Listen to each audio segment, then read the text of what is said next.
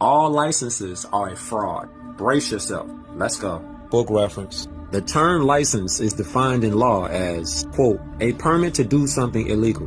What? Hold up. Run that back. The term license is defined in law as a permit to do something illegal. Somebody might be like, well, that's your opinion. See Black's Law's Dictionary, 6th or 7th edition. Receipts. Book reference. License. Certificate or the document itself which gives permission. Are you listening? Therefore, all licenses are permits to violate the only real law.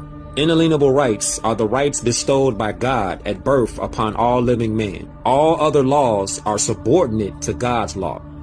All other laws are subordinate to God's law. Bing bong. The controlling de facto government wants us to rely on their laws, so they demand that we apply for a license. You see the trick?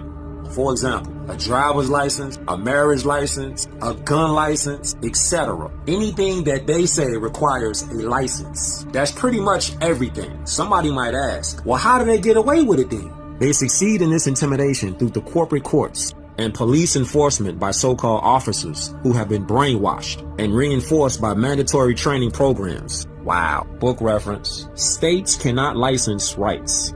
A state may not impose a charge for the enjoyment of a right granted by the federal constitution. Did you hear that? No state may convert any secure liberty into a privilege and issue a license and a fee for it.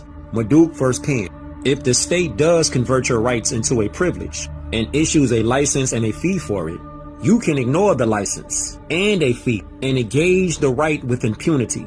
Shuttlesworth vs. Birmingham. Receipts. Remember earlier how I mentioned the marriage license? Check this out. Those who apply for and marry pursuant to a marriage license have added a third party to their marriage contract.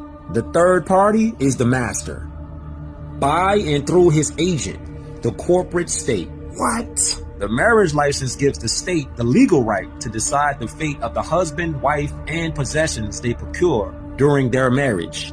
Keep in mind, licenses are legal, not lawful. Should the marriage fail, their divorce must now be decided by and through the state's corporate court by a corporate judge. And the judge's first and foremost concern is the interest of the state.